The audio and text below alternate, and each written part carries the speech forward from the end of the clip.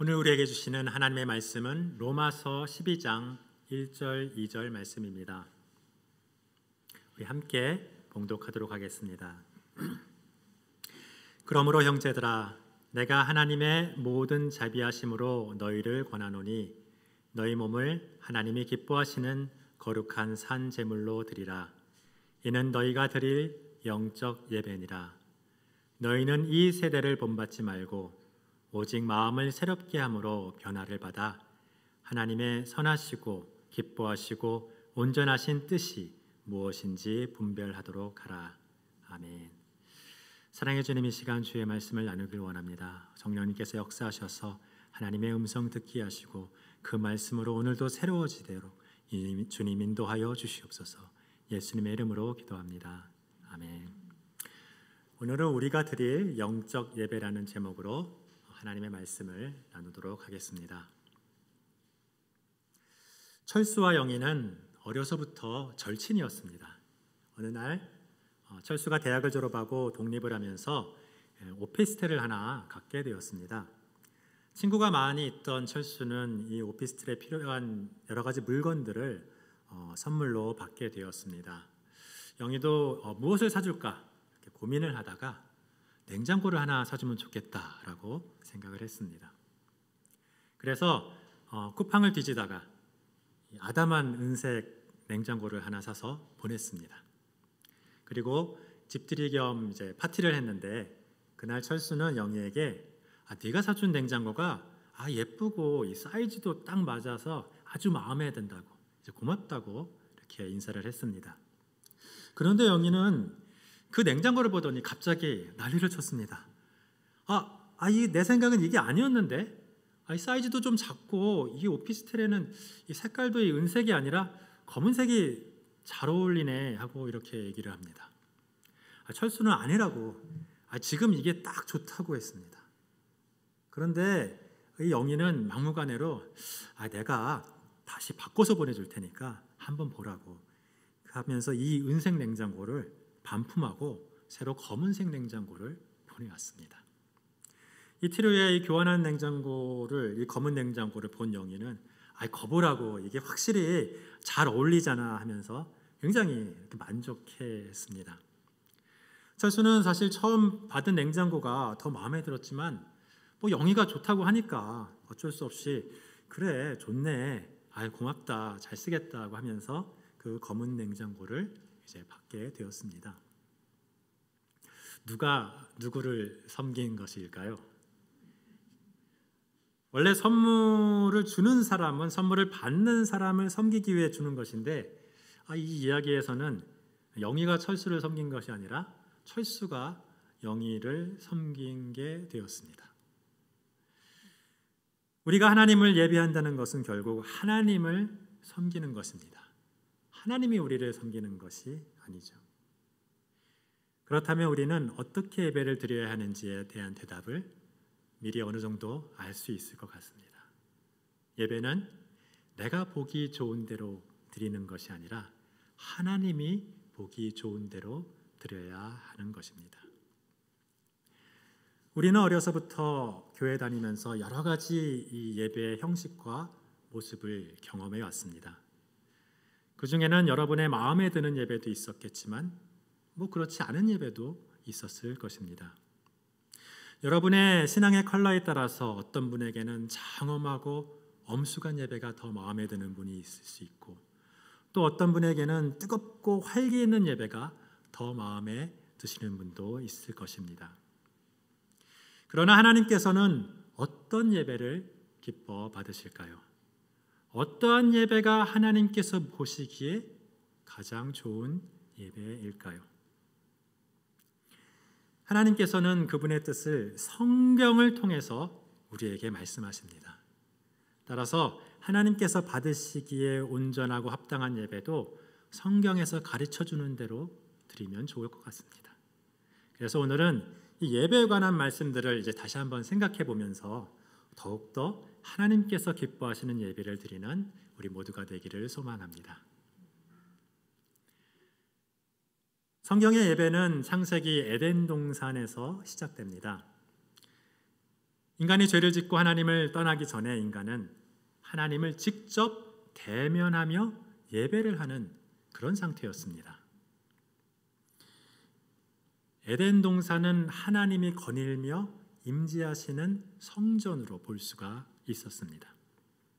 하나님은 아담에게 내가 어디 있느냐 하며 직접 말씀하셨고, 아담은 내가 두려워하여 숨었나이다 하고 바로 답변할 수 있는 상태였습니다.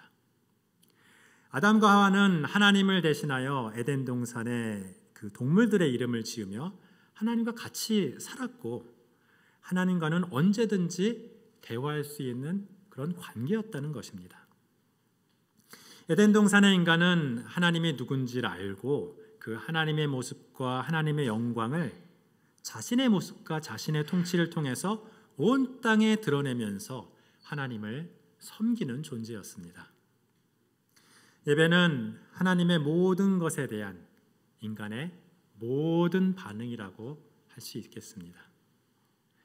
에덴에서 인간은 늘 하나님 앞에 거하며 하나님을 예배하고 섬기는 것이 일상이었습니다. 그래서 그들의 모든 삶은 그냥 예배였습니다. 그런데 어느 날 아담과 하와는 하나님같이 될 수 있다는 이 뱀의 유혹에 빠져서 하나님을 배반하게 됩니다. 하나님은 인간을 하나님의 대리자로 삼고 하나님처럼 되게 하려 하였지만 이것을 기다리지 못하고 스스로 하나님처럼 되기 원했던 인간은 하나님을 섬기기를 거부하고 선악을 알게 하는 나무의 열매를 먹게 되었습니다. 선악과를 먹었다는 것은 하나님의 명령을 어긴 것이고 하나님을 섬기기를 거부했다는 말입니다. 하나님을 섬기기를 거부한 인간은 더 이상 하나님의 대리자가 될 수 없었고 하나님의 생명을 공급받아 하나님처럼 영생할 수는 더더욱 없었습니다. 에덴을 떠난 인간은 스스로 선악을 판단하는 어떤 하나님의 일은 할 수 있었지만 오히려 그것이 저주가 되어서 서로가 서로를 정죄하고 하나님의 선하심에서는 더욱더 멀어지게 되었습니다. 이제 인간은 더 이상 하나님을 섬기지 않았기에 인간의 예배는 중단되었습니다. 그러나 하나님을 경외하는 일부 인간들은 제사를 드리며 다시 하나님을 예배하려고 하였습니다. 예배를 하려 한다는 것은 끊어진 이 하나님과의 관계를 다시 맺으려 한다는 것입니다. 첫 제사는 하나님께서 직접 가르쳐 주셨습니다. 창세기 3장 21절에 여호와 하나님이 아담과 그의 아내를 위하여 가죽옷을 지어 입히시니라 말씀하십니다. 하나님께서 동물을 친히 죽여서 그 피를 흘리게 하시고 아담과 하와의 죄를 피 흘린 가죽옷으로 가려 주셨습니다.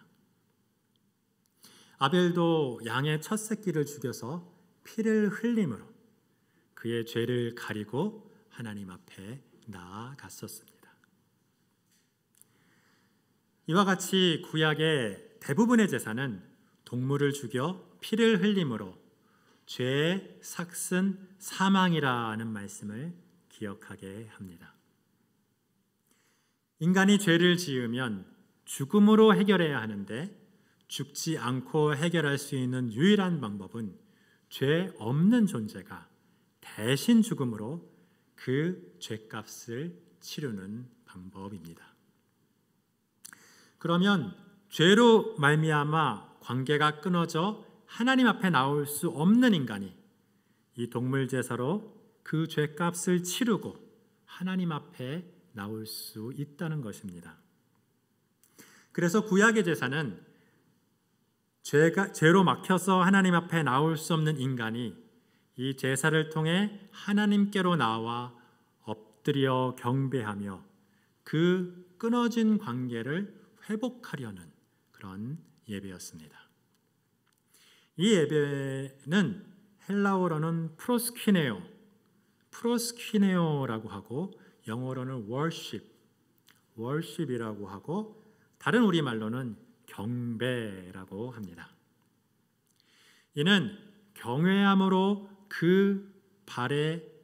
경외함으로 엎드려 그 발에 입을 맞추다. 경외함으로 엎드려 그 발에 입을 맞추다라는 그런 의미를 갖습니다. 이는 선악과를 먹은 것과는 정반대의 행위입니다. 선악과는 하나님을 주인으로 섬기기를 거부했던 것이라면 경배는 하나님을 주인으로 섬기기로 결단하는 것입니다. 그러나 이 예배는 아직 불완전한 것이었습니다. 왜냐하면 인간의 죄를 대신하여 죽는 이 죄 없는 존재로서 어린 양은 좀 부족했기 때문입니다. 어린 양은 죄 없는 존재가 아니고 죄를 지을 수 없는 존재였기 때문입니다. 그러나 죄를 지을 수 있으나 죄가 없는 존재, 그런 존재는 역사상 아무도 없었습니다. 로마서 3장 10절에도 의인은 없나니 하나도 없으며 라고 말씀하고 계십니다. 그래서 하나님이신 예수님이 인간의 몸을 입고 이 땅에 오신 것입니다. 그래서 죄 없는 예수님이 우리를 대신하여 대표로 죽으셨던 것입니다. 그래서 우리 죄의 삭신 사망이 모두 해결되어 모든 믿는 자는 죽음으로부터 자유를 얻게 되었던 것입니다. 예수님의 십자가의 보혈로 우리는 죄의 사함을 받고 하나님 앞에 다시 나아갈 수 있게 된 것입니다. 예수님께서 십자가에서 죽으실 때 하나님의 영역과 인간의 영역을 구분했던 성소의 휘장이 위에서부터 아래로 찢어졌습니다. 하나님께서 위에서부터 아래로 찢으신 것입니다. 더 이상 하나님께로 나오는 것을 막을 죄의 장벽은 없다고 선포하셨던 것입니다. 이제 예수 믿는 사람은 자유롭게 하나님 앞에 나아갈 수 있게 된 것입니다. 예수님의 이름으로 담대히 하나님의 임재 가운데 지성소에까지 나아갈 수 있게 된 것입니다. 에덴에서와 같이 하나님의 임재하시는 지성소에 나아가 프로스키네어 할 수 있고 월십할 수 있고 경배할 수 있게 되었다는 것입니다. 십자가의 보혈로 우리의 예배는 다시 회복된 것입니다. 아멘. 전에는 하나님께 예배하려면 이 이스라엘 사람들은 예루살렘까지 며칠을 걸어가서 성전에서 동물을 잡아가면서 예배를 해야 했지만 이제는 더 이상 장소가 상관이 없습니다. 이제는 하나님이 성전의 지성소에 계신 것이 아니라 믿는 모든 사람들의 몸 안에 임재하시기 때문입니다. 이 놀라운 사건이 일어나기 얼마 전에 예수님은 사마리아 여인에게 이렇게 예언하셨습니다.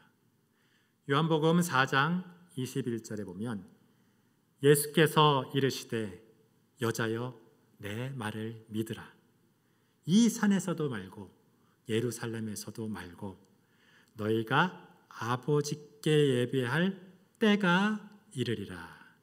때가 이르리라 라고 말씀하십니다.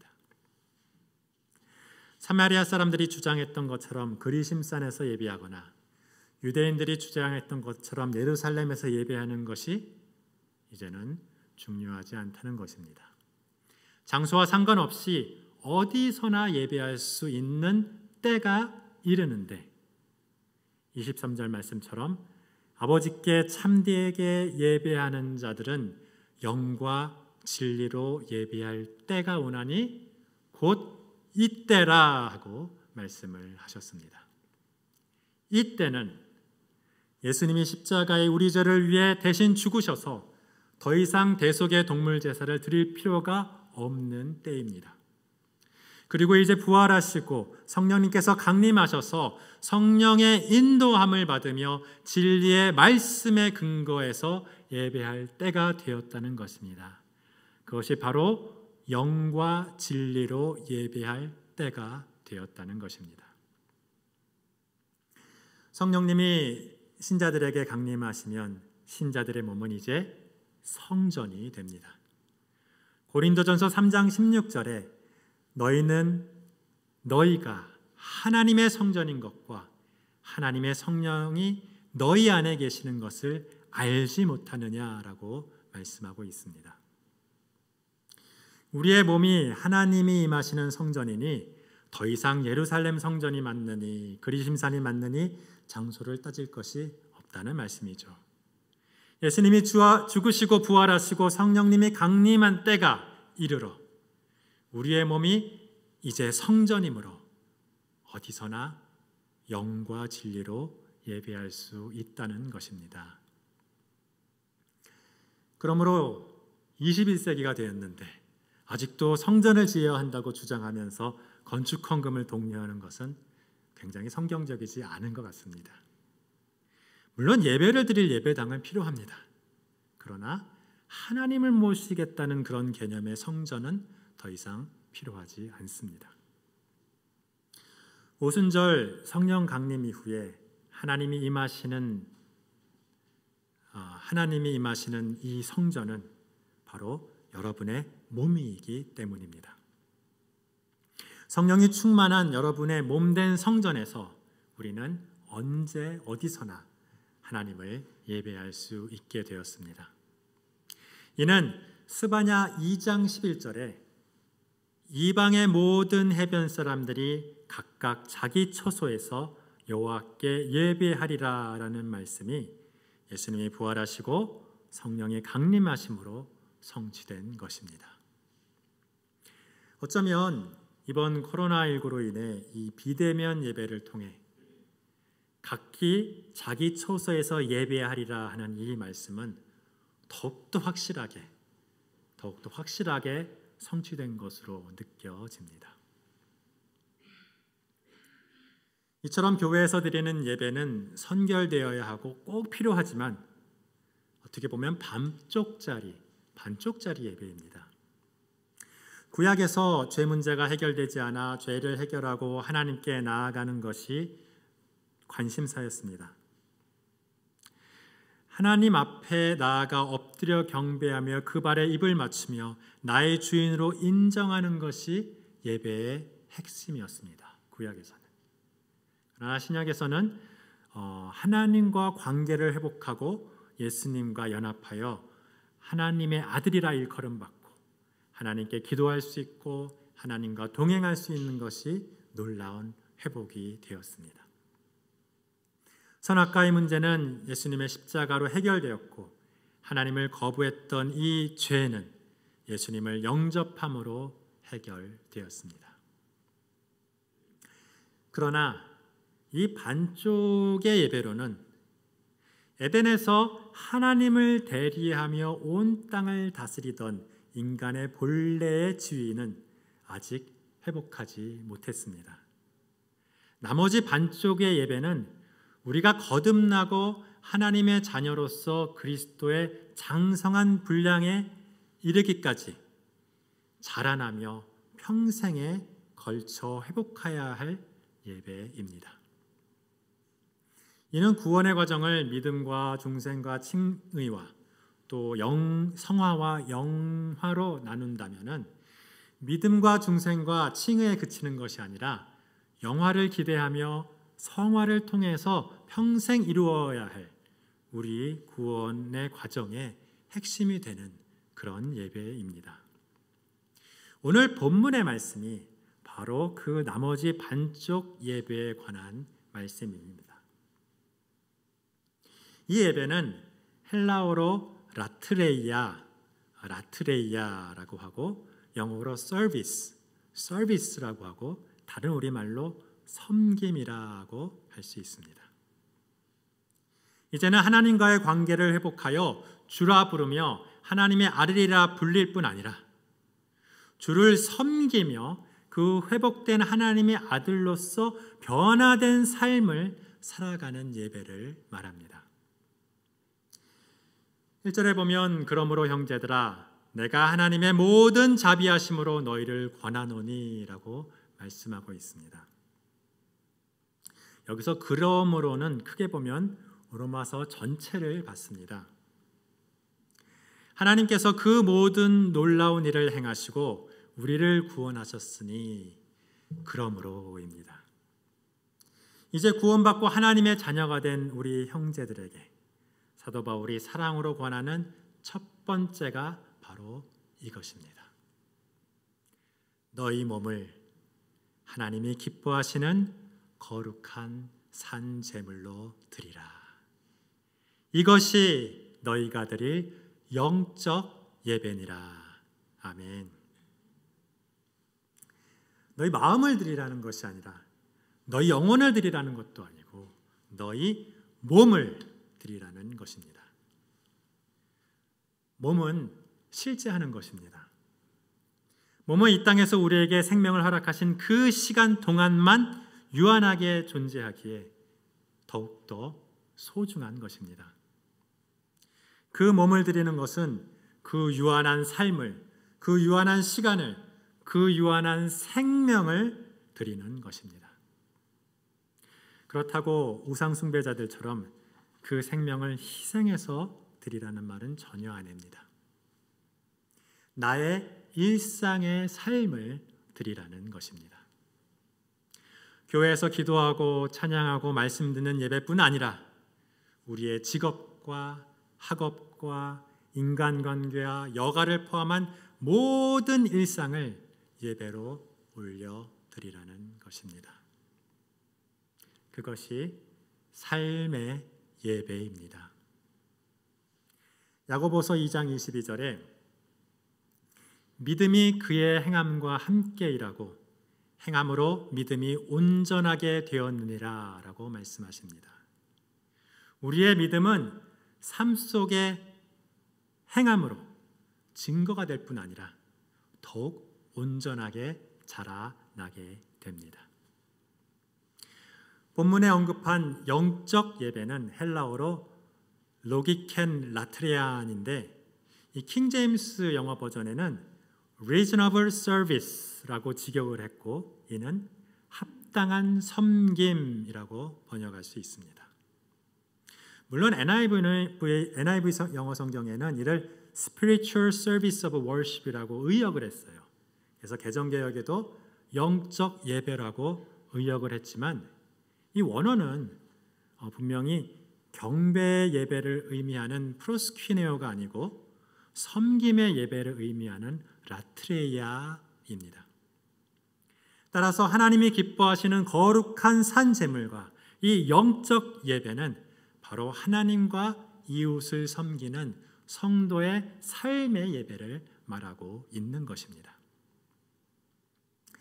성령의 은사가 크게 나타나는 예배가 영적 예배가 아니고 하나님과 이웃을 섬기는 성도의 삶이 바로 우리가 드릴 영적 예배라고 오늘 본문에서는 우리 가운데 말씀해 주시고 계십니다. 그리고 이 하나님과 이웃을 섬기는 성도의 삶을 어떻게 살아갈 수 있는지 2절에서 말씀하고 계십니다. 너희는 이 세대를 본받지 말고 오직 마음을 새롭게 함으로 변화를 받아 하나님의 선하시고 기뻐하시고 온전하신 뜻이 무엇인지 분별하도록 하라. 아멘. 사도 바울이 이것을 언급했을 때, 이 세대를 언급했을 때 2000년 전에 한 말이니 요즘 MZ세대나 X세대나 586세대는 더욱더 아닐 것입니다. 이 세대는 시기랑 상관없이 하나님을 모르는 세대를 의미합니다. 예수님께서 부활하시고 다시 재림하실 때까지를 성경에서는 종말이라고 하는데 이 예수님을 대적하는 그 어둠의 세력이 다스리는 종말의 세대를 말합니다. 그리고 이 세대란 또한 그 시기에 유행하는 세계관과 가치관을 말하기도 합니다. 진화론이나 무신론 같은 이론이나 공산주의나 자본주의 같은 이데올로기나 포스트 모더니즘 같은 사상도 포함할 수 있겠습니다. 이렇게 시대에 따라 변화하는 이론이나 이데올로기나 사상의 마음을 빼앗기고 동화되어 살지 말고 마음을 새롭게 함으로 변화를 받으라는 말씀입니다. 이 마음을 새롭게 하라는 것은 사고방식을, way of thinking을 바꾸라는 말씀입니다. 바로 가치관과 세계관을 바꾸라는 말씀입니다. 이는 돈이나 명예를 중시하고 하나님을 무시하는 세속적인 세계관을 버리고 성경적인 세계관으로, 하나님 중심의 세계관으로 바꾸라는 말씀입니다. 그러나 이는 자신이 노력해서 바꾸라는 것이 아니고 하나님께서 바꾸시도록 그분께 의뢰하여 변화를 받으라는 것입니다. 여기서 변화를 받으라 하는 이 말씀은 현재 수동태 명령형입니다. 나는 할 수 없더라도 예배하는 내 안에 성령님이 지속적으로 그 전인격적인 변화를 이루어 가실 테니까 믿고 받아들이고 의지하기만 하면 된다는 복음의 말씀입니다. 여러분, 만일 내가 나를 통째로 바꿔야 한다면 이게 얼마나 힘들고 부담스럽겠습니까? 그래서 하나님께서는 예배하려는 자를 찾으시고 그러한 자라면 친히 변화시키겠다고 말씀하고 계십니다. 그리고 그 예배하는 자의 마음을 새롭게 하시고 그의 가치관과 세계관을 변화시켜서 그가 하나님을 섬기고 이웃을 섬기며 삶의 예배를 드리게 하게 하시겠다는 말씀입니다. 이제는 그 말씀에 순종하여 예배하며 하나님이 어떠한 분인지 알아가며 하나님이 무엇을 원하시는지 분별하면 됩니다. 성경을 통해서 그분의 생각을 따라가면 됩니다. 내가 원하는 냉장고를 선물하는 것이 아니고 하나님이 원하시는 냉장고가 무엇인지 분별하여서 선물로 드리면 된다는 것입니다. 우리는 교회에서 주일마다 수요일마다 드리는 이 예배가 여전히 중요한 것은 확실합니다. 하나님을 경배하며 그분을 만나고 그분과 동행하며 죄를 멀리하고 예수님을 닮아가는 일은 무엇보다 중요합니다. 이 예배를 통해 땅끝까지 이르러 예수님의 증인이 되라는 지상 명령을 따르는 것은 매우 중요합니다. 그러나 이제 그러한 프로스퀴니오의 예배에 그치지 않고 하나님과 이웃을 섬기는 라트레이아의 예배를 우리의 일상 속에서 드리는 것은 못지않게 중요하다는 것입니다. 이 삶의 예배를 통해 땅을 정복하고 모든 피조물을 다스리라는 이 문화 명령을 따르는 것은 우리가 간과하기 쉬운 나머지 반쪽의 예배를 드리는 것입니다. 하나님은 우리의 존재를 통해서 찬양받으시고 영광받으시기 원하실 뿐 아니라 우리의 삶을 통해서도 찬양받으시고 영광받으시기 원하십니다. 그리고 우리는 그러한 하나님을 잘 알고 섬기는 하나님의, 그리고 우리를 그러한 하나님을 잘 알고 섬기는 하나님의 아들들로 키우기 위해서 이 역사를 경영하시며 참된 예배자를 오늘도 찾으십니다. 오늘도 하나님께서 참된 예배자를 찾으실 때 주님, 내가 여기 있나이다 하고 두 손 들고 주님 앞에 나아가 영적인 삶의 예배를 드리는 저와 여러분이 되시기를 축원합니다. 함께 기도하시겠습니다. 사랑해 주님, 감사합니다. 우리를 택하셔서 하나님의 참된 예배자로 부르심에 감사드립니다. 이제 주님 앞에 나아가 내 생각을 내려놓고 하나님의 말씀을 묵상합니다. 하나님의 선하시고 기뻐하시고 온전하신 뜻이 무엇인지 분별하게 하여 주시옵소서. 그래서 내 생각대로 예배하지 않고 하나님의 생각대로 예배하는 자가 되게 하여 주시옵소서. 그래야 이제는 하나님을 교회에서 예배하는 데 그치지 않고 우리의 일상 속에서 하나님의 공의와 사랑을 행하며 하나님과 이웃을 섬기는 삶의 예배를 드릴 수 있도록 주님 인도하여 주시옵소서.